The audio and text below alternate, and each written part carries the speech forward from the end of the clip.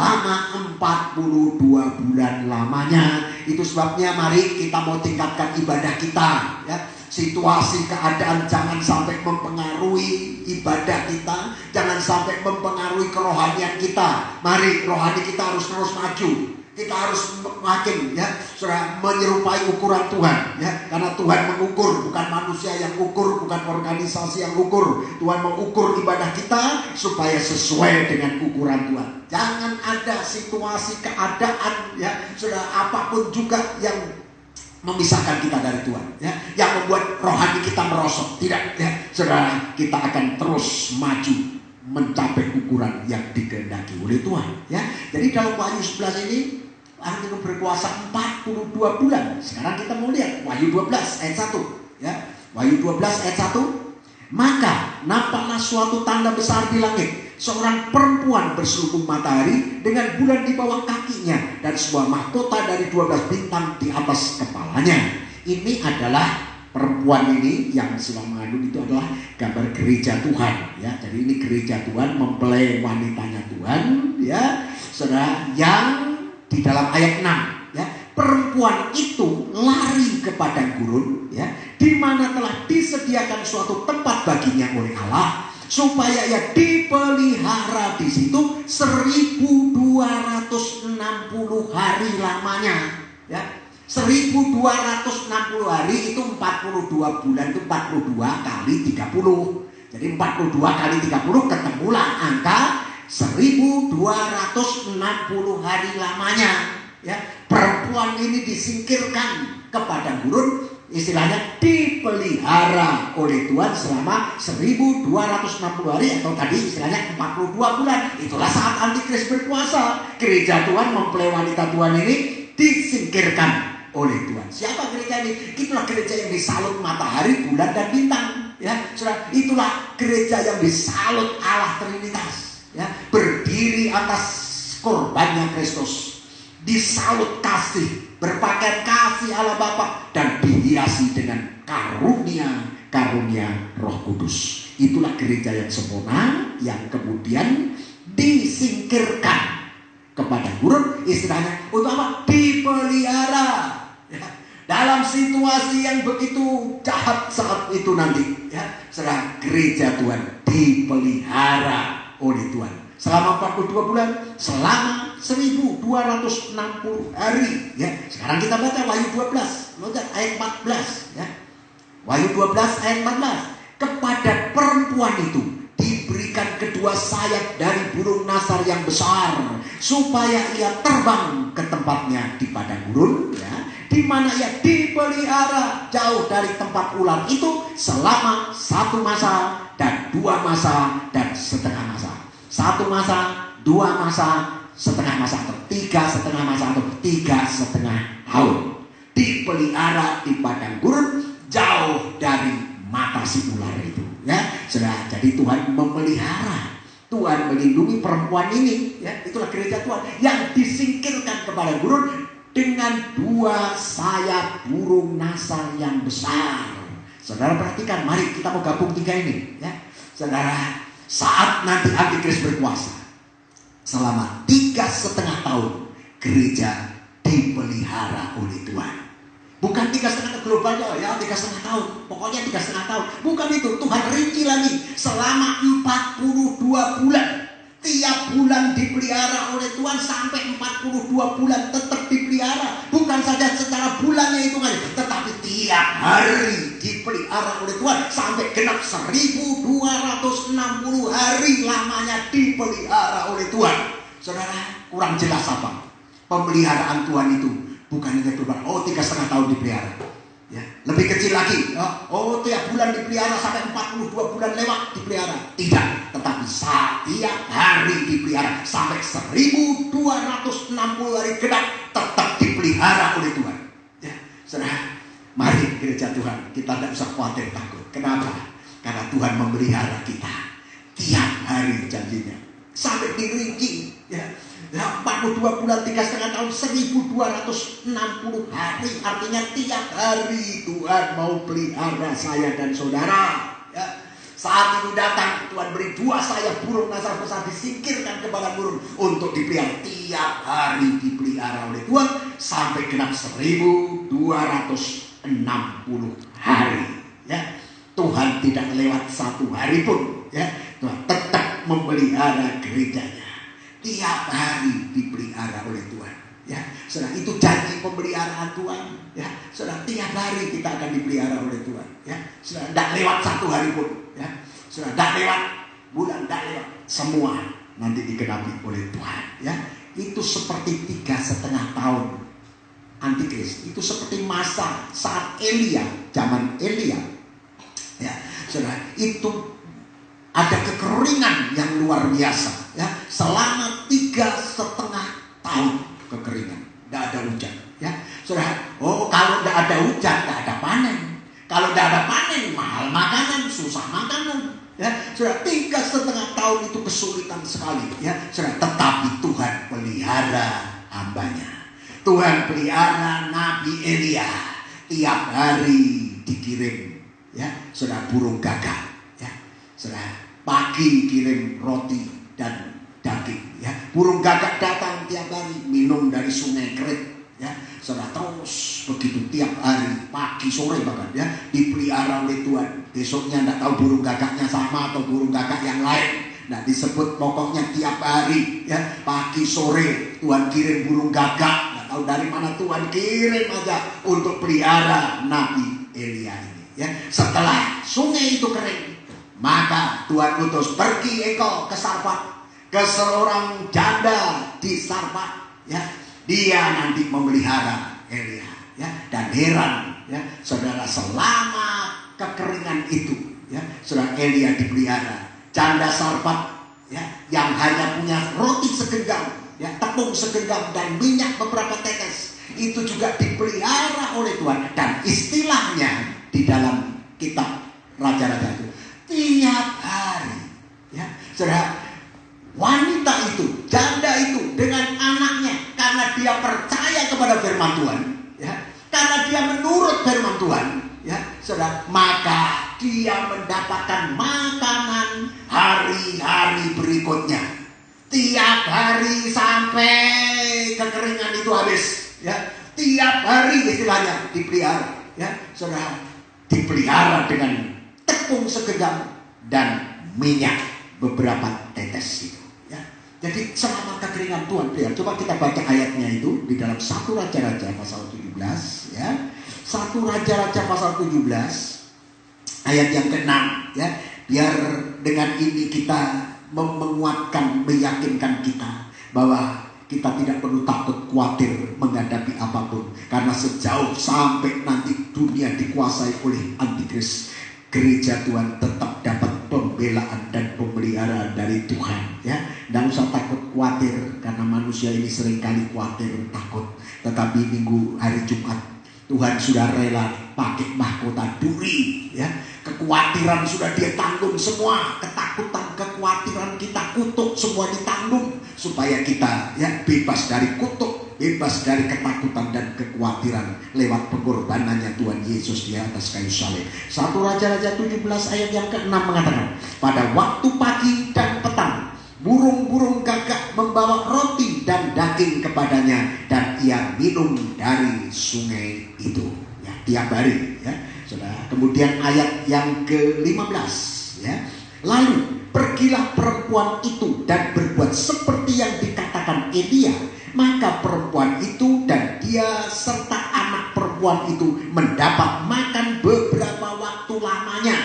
Istilahnya beberapa waktu lamanya ini dalam terjemahan lain tiap hari. Tidak tahu dalam bahasa Inggris itu, ya, saudara, untuk banyak hari, hari-hari berikutnya begitu. Ya. Jadi ada istilah hari-hari berikutnya. Ya, bukan 1-2 hari, banyak hari dipelihara, ya, tiap hari dipelihara oleh Tuhan. Ini wanita ini, ya, saudara, wanita ini dipelihara, ya. Elia hamba Tuhan dipelihara, janda dengan anaknya ini dipelihara oleh Tuhan. Semua dipelihara oleh Tuhan, ya, saudara. Elia, ya, saudara, diutus bukan kepada orang yang punya perbekalan banyak, tidak, ya, saudara. Bukan kepada yang punya gudang banyak untuk memelihara Elia, tidak, ya. justru kepada janda yang hanya punya segenggam tepung dan beberapa tetes minyak. Karena Tuhan punya rencana, ya, sudah baik. Hamba Tuhan Elia dipelihara, tetapi juga lewat itu janda ini yang menurut firman Tuhan dengan anaknya juga dapat pemeliharaan Tuhan selama 3,5 tahun itu, tiap hari dipelihara oleh Tuhan. Ya, jadi saudara, pemeliharaan Tuhan nanti gereja disingkirkan 3,5 masa, 3,5 tahun atau lebih, 42 bulan dipelihara, tiap bulan dipelihara oleh Tuhan. Tetapi ya, saudara, juga 1260 hari. Artinya hari-harinya itu dihitung oleh Tuhan. Tiap hari Tuhan tidak pernah absen untuk memelihara. Dan itu sama seperti yang harus kita yakini, ya, saudara, untuk kita tidak ragu karena ini masih akan datang loh, ya. Saudara, pemeliharaan Tuhan sudah pernah terjadi kepada umat Israel 40 tahun. Bukan 3,5 tahun, ya, tetapi 40 tahun. Ya, setiap hari tidak pernah absen. Ya, saudara, Tuhan pelihara dengan mana. Dan mana itu adalah pribadi Yesus, roti yang hidup dari surga, roti hidup yang turun dari surga. Ya, itu memelihara mereka tiap hari H1, H2, 3, 4, H5. Ya, saudara, H6, H7. Ya, karena H7 tidak turun, maka Tuhan pikirkan itu, ya, supaya tiap hari dapat pemeliharaan. H6, hari ke-6 boleh ambil double untuk hari ke-7. Artinya tiap hari Tuhan perhatikan. Tiap hari ada jatah pemeliharaan daripada Tuhan selama 40 tahun. Ya, saudara, tidak pernah hari tanpa pemeliharaan Tuhan. Ya, hari dilewatkan dengan pemeliharaan Tuhan. Keluaran pasal 16. Kitab Keluaran pasal 16, ya. Kitab Keluaran pasal 16 ayat yang ke-21. Kitab Keluaran 16 ayat 21 mengatakan demikian, ya. Setiap pagi mereka memungutnya, tiap-tiap orang menurut keperluannya. Tetapi ketika matahari panas, cairlah itu, ya, tiap pagi, ya. Jadi tiap hari, ya, sebelum matahari terbit mereka kumpulkan, dan hari ke-6 mereka mengumpulkan double. Ayat 35, ya. Ayat 30. Orang Israel makan mana 40 tahun lamanya, sampai mereka tiba di tanah yang didiami orang. Mereka makan mana sampai tiba di perbatasan tanah Kanaan selama 40 tahun. Saudara, Tuhan pelihara. Demikian juga gereja Tuhan dipelihara. Kalau dulu, ya, secara jasmani dipelihara dengan mana roti yang turun dari surga tiap hari. Maka sekarang, saudara, lewat pribadi Yesus, saya dan saudara juga tiap hari dipelihara oleh Tuhan. Jasmani, tetapi yang lebih dari itu rohanimu dipelihara. Itu sebabnya, ya, ratapan mengatakan, duduk Yeremia mengatakan, selalu baru tiap hari. Selalu baru tiap hari, ya, beda. Selalu kita menikmati kemurahan Tuhan, ya. Nuduk Yeremia, ratapan, kitab Ratapan pasal yang ke-3, ya, 2, ya. Ratapan, kitab belakangnya Yeremia itu ada ratapan, ya. Sudah pasal yang ke-3 ayat yang ke-22.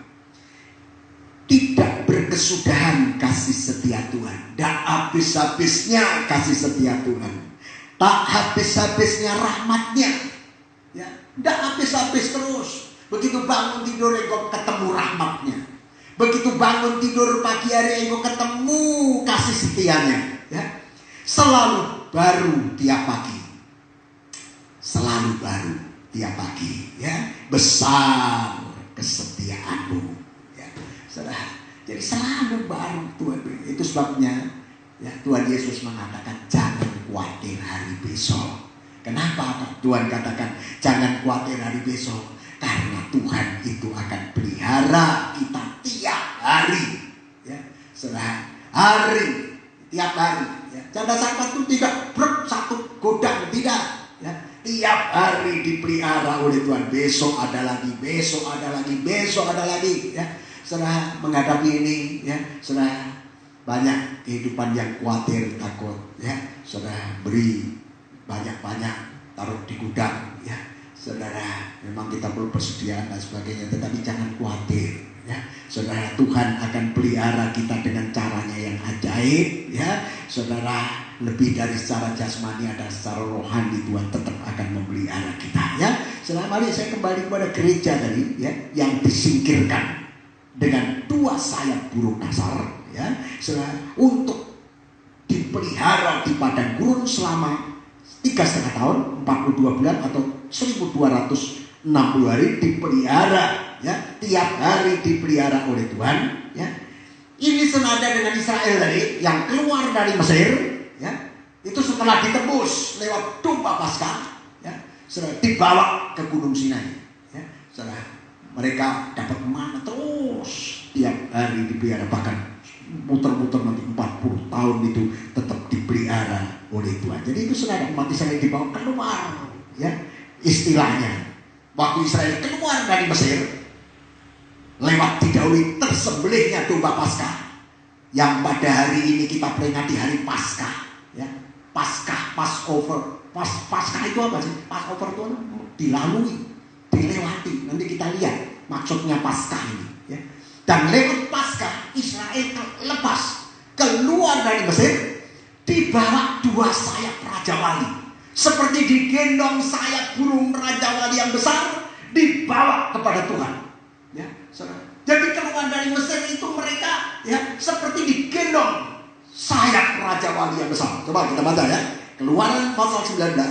Nanti gereja juga keluar dari di padang gurun, dipelihara di sana, ya, saudara. Oh, dengan 2 sayap burung nasar yang besar dikatakan. Ya, nah, senada dengan ini kita bandingkan Keluaran 19 ayat 4. Kitab Keluaran pasal yang ke-19, ya, ayat yang ke-4 sampai 6.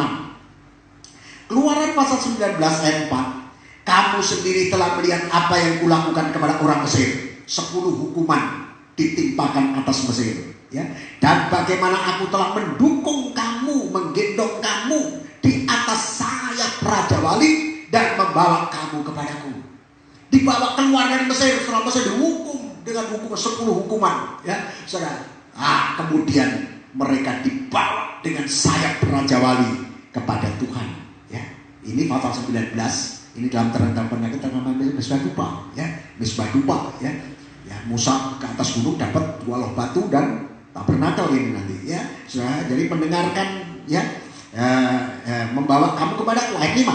Jadi sekarang, jika kamu sungguh-sungguh mendengarkan firman-Ku dan berpegang pada perjanjian-Ku, maka kamu akan menjadi harta kesayangan-Ku sendiri, menjadi umat kesayangannya Tuhan, harta kesayangan Tuhan.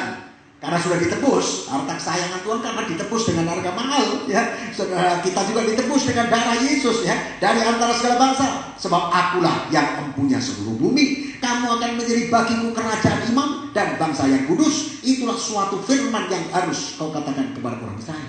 Dijadikan imam raja, kerajaan imam itu artinya bangsa yang terpisah dari bangsa lain. Ya, saudara, imamat rajani. Kita juga bisa dikeluarkan dari gelap, kalau dulu dari Mesir, ya, saudara. Kita dari gelap pada terang yang ajaib, ya, saudara, untuk dijadikan imam-imam raja-raja. Saudara, puncaknya imam raja itu nanti akan memerintah bersama dengan Tuhan dalam Wahyu 20 selama 1000 tahun damai. Ya, kita menjadi mempelainya bersama dia, mempelai pria surga. Ya, jadi Israel tadi dibawa dengan 2 sayap Raja Wali. Ya. Lalu dalam tabernakel ini, ya, Keluaran 12 itu Paskah, Mezbah korban bakaran ini, Paskah disembelih. Disinilah korbannya Kristus kegenapan, domba Paskah yang sesungguhnya. Itu Keluaran 12. Maju Keluaran 13, 14, ya, saudara, sampai laut kosong. Ya, saudara, kita juga setelah ditebus oleh korbannya Kristus dibawa baptis air, lahir baru.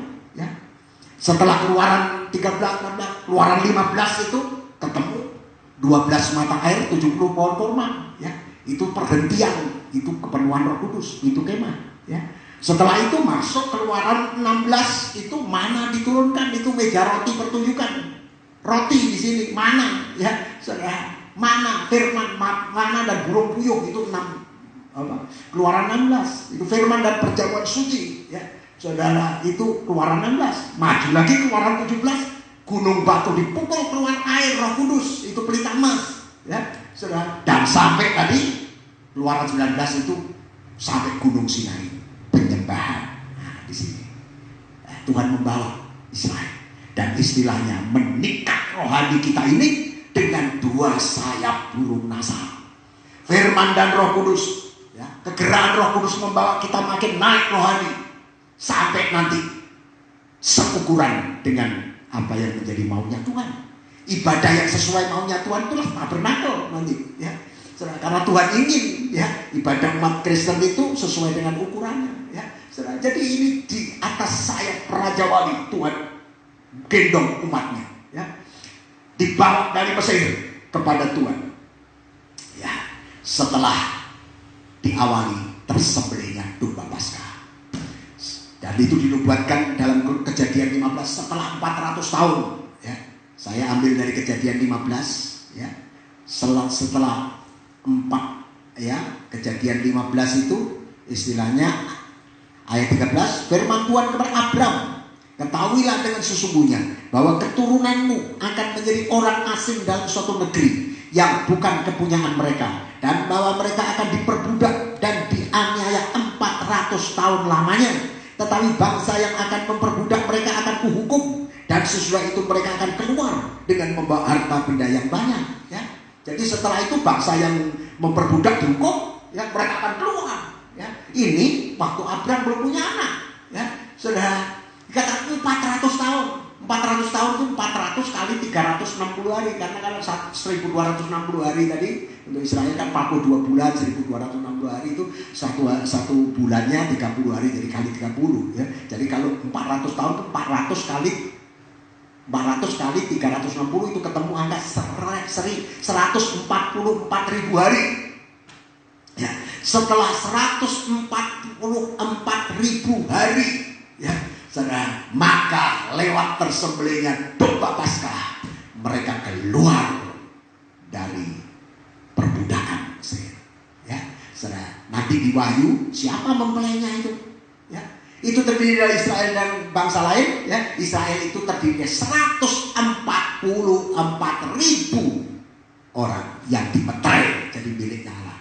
144.000 orang itulah orang yang ada tanda ditebus. Coba kita baca Wahyu 14, ya. Nah, ini mempelai intinya ini, ya. Sudah Wahyu 14 ayat 1 mengatakan, ya. Dan aku melihat sesungguhnya anak domba berdiri di Bukit Sion, dan bersama dengan dia 144.000 orang. Di dahi mereka tertulis namanya dan nama bapaknya. Ayat 4. Mereka adalah orang-orang yang tidak mencemarkan dirinya dengan perempuan-perempuan, karena mereka murni sama sebagai perawan. Mereka adalah orang-orang yang mengikuti anak domba itu kemana ia pergi. Mereka ditebus dari antara manusia sebagai korban sulung bagi Allah dan bagi anak domba, ya. Ditebus dari antara manusia. Ayat yang ketiga bagian akhir itu 144.000 orang yang telah ditebus dari bumi ini, ya. Jadi mempelai ini ditebus dari bumi, dari manusia. Kalau Israel ditebus, ya, dari Mesir, dari Firaun, dikeluarkan, ya. Nah, ini gereja Tuhan mempelai juga ada tanda penebusan darah anak domba Allah, ya. Kita juga ditebus, ya, dikeluarkan, ya. Setelah dulu lahirnya Musa itu berarti kelepasan umat Israel dari perbudakannya Mesir setelah 144.000 hari. Lahirnya Tuhan Yesus, ya, saudara, maka itu berarti kelepasan manusia dari perbudakan dosa. Nanti menunggu Wahyu 12 kan, lahirnya anak laki-laki dari perempuan yang mengandung, itulah gereja Tuhan. Lahirnya anak laki-laki itulah kelepasan bagi gereja dari dunia ini. Kalau waktu Musa lahir, Firaun kejar dia mau dibunuh. Waktu Yesus lahir, Herodes kejar dia mau dibunuh. Karena di balik itu adalah kuasanya naga tadi. Nah, di dalam Wahyu, begitu anak laki-laki lahir, dikejar oleh naga itu, ya, iblis pribadi, ya. Saudara, jadi kita melihat di sini, ya, saudara, kita berada di hari-hari yang akan digenapi oleh Tuhan. Ya, saudara, itu sebabnya kita harus mengalami seperti yang dialami ini. Ya, mengalami kuasa penebusan darah Yesus anak domba Allah ini. Ya, kalau dulu darah Yesus, darah anak domba Paskah itu melepaskan Israel dari Mesir, dari cengkram Firaun. Digenapi domba Paskah yang sesungguhnya itu adalah Yesus. Domba Paskah kita sudah disembelih itu dalam 1 Korintus pasal 5, yaitu Yesus Kristus, melepaskan kita dari perbudakan dosa, melepaskan kita dari kekuasaannya setan. Ya, saudara, kita masih menunggu nanti, ya, saudara, darah anak domba melepaskan kita. Ya, kita dilepaskan dari dunia ini. Ya, saudara, dari cengkeramannya si naga ini. Ya, gereja Tuhan akan segera keluar dari dunia ini. Ya, saudara, seperti dulu Israel dikeluarkan dari Mesir, ya, lewat kekuatan domba Paskah. Itulah menunjuk korbannya Kristus. Itu sebabnya kita harus mulai sekarang ini, ya, saudara, mengalami kekuatan dari korbannya Kristus yang hari ini kita peringati hari Paskah. Ya, mari, karena meringati hari Paskah, saya akan berhenti soal Paskah ini lebih dulu. Ya, Paskah yang awalnya pertamanya itu di Keluaran 12, di mana begitu domba Paskah disembelih, maka Israel keluar dari Mesir. Ya, dilepaskan dari Firaun, dilepaskan dari perbudakan. Ya, dan domba Paskah 1 Korintus 5 ayat 7, mari kita baca. 1 Korintus 5 ayat 7, kegenapannya domba Paskah itu sudah digenapi, ya, lewat pengorbanannya Tuhan Yesus Kristus. Kita harus tahu ini, ya, kita tidak perlu domba kambing lagi, tapi Yesus sudah menggenapi itu. 1 Korintus 5 ayat yang ke-7 mengatakan, ya, buanglah ragi yang lama itu supaya kamu menjadi adonan yang baru. Sebab kamu memang tidak beragi, sebab anak domba Paskah kita juga telah disembelih, yaitu Kristus. Jadi jelas sekarang, ya, domba Paskah sudah disembelih, yaitu Kristus. Ya, sudah digenapi lewat pengorbanannya Tuhan Yesus Kristus. Ya, jadi ini Paskah, Passover. Ya, sudah dilewati. Artinya Paskah itu dilewati. Paskah itu artinya dilalui. Apa yang dilewati? Apa yang dilalui? Mari kita baca Keluaran 12 ayat 3. Ya. Kita Keluaran pasal 12 ayat yang ketiga. Keluaran 12 ayat yang ketiga. Katakanlah kepada segenap jemaat Israel, pada tanggal 10 bulan itu diambillah oleh masing-masing, ya, oleh masing-masing seekor anak domba menurut kaum keluarga, seekor anak domba untuk tiap-tiap rumah tangga. Jadi tiap rumah tangga tidak bisa bergantung, ya, harus bergantung sendiri. Tiap rumah tangga, di rumah tangga ini harus ada domba Paskah. Di rumah tanggamu masing-masing, di tempat jemaat, ya, engkau sedang kumpul dengan rumah tangga, di rumah tanggamu masing-masing, ya, sudah Tuhan izinkan kita merayakan Paskah seperti ini, ya. Di rumah masing-masing memang waktu itu. Dan tiap rumah harus ada anak domba. Jangan sampai di sini ada anak domba, di rumah saudara tidak ada, ya. Ya, harus ada anak domba. Ya, saudara, anak domba Paskah itu harus ada di rumah, pastikan itu ada di